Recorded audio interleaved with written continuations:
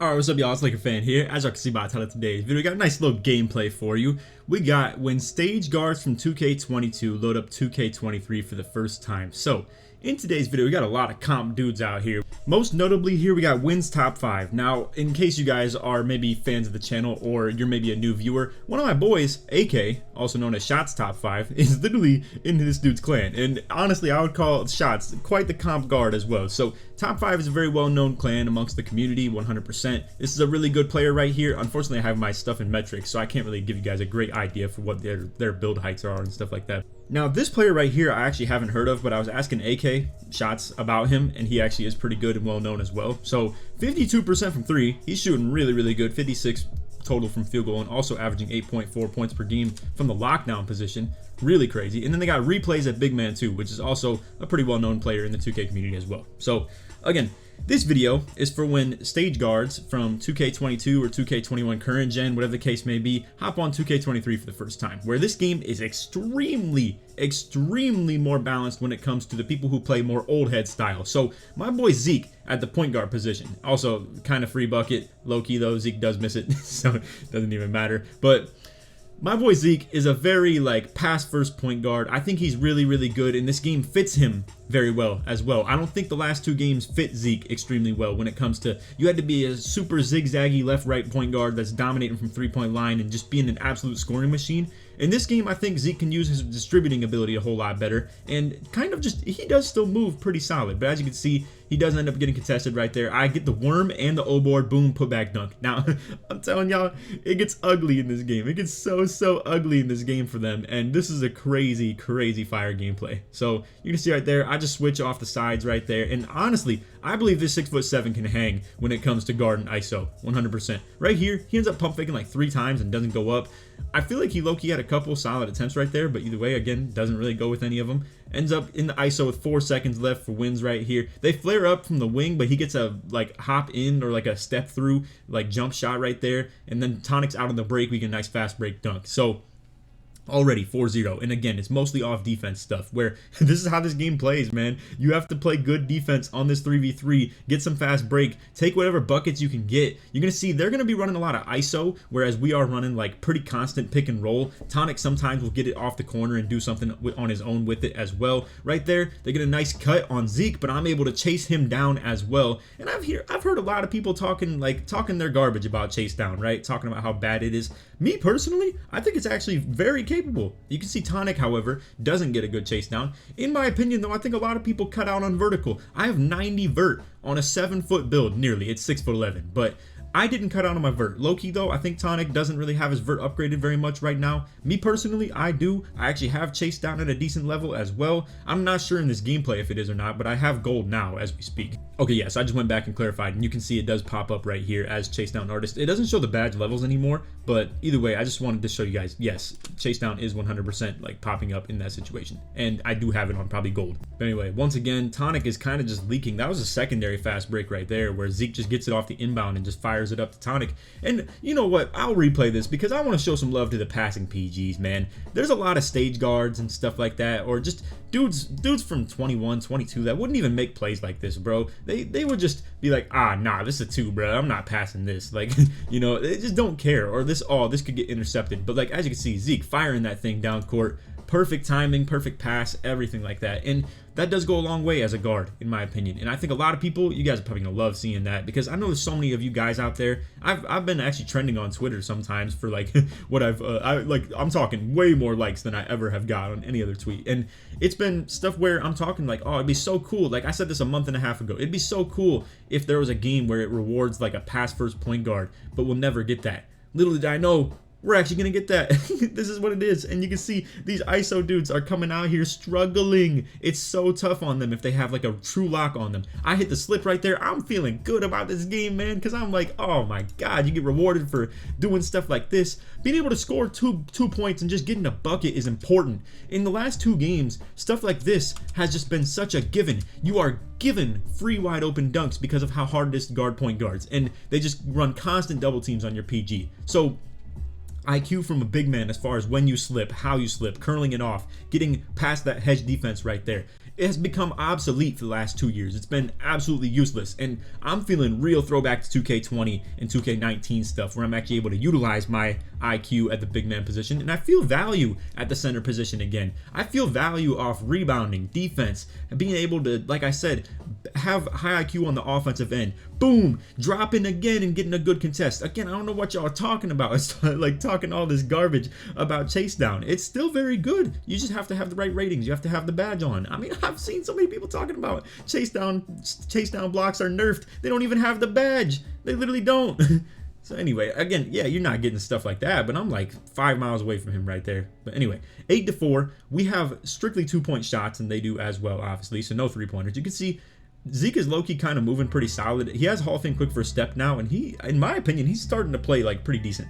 Obviously, you guys might have saw the gameplay from, I don't know if I'm uploading this in the gameplay from the last time as yesterday or the day before that, but you guys probably saw the gameplay. Zeke and AK were both shooting the ball very, very tough. Right here, I get him with a nice little drag, hit him with the triple threat and get right past him, get the quick drop off one. And I gotta say, I love that 2K made that take 80 driving dunk too, because you have to really invest it into your build to be able to get stuff like that. And even to get silver limitless takeoff, you have to invest in your build pretty heavy too. So anyway, as the big man, I feel like I'm loving my build too. I'm benefiting so hard off being 6'11". Right here, Tonic's gonna play some good defense. I'm on that like crazy. Replays is left with the ball. He's gonna try and hit the drop step. I get a uber contest right there, super heavy. Zeke's out on the break and ends up getting a nice little layup.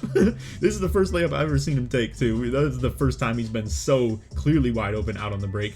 And now it's 12-4. We're really starting to flood these dudes, to be honest. I show the nice little help right there because Tonic gets beat a little bit. They end up not switching on that, but Tonic's still able to get some solid defense. Nice recovery, still gets the good interior defense, and again, 39% contest on literally just hands up. That's crazy. I mean, defense is so good in this game, man. And I know I've seen a lot of people talking about like, oh, well, this just means locks are going to be like, you know, they can't stand out.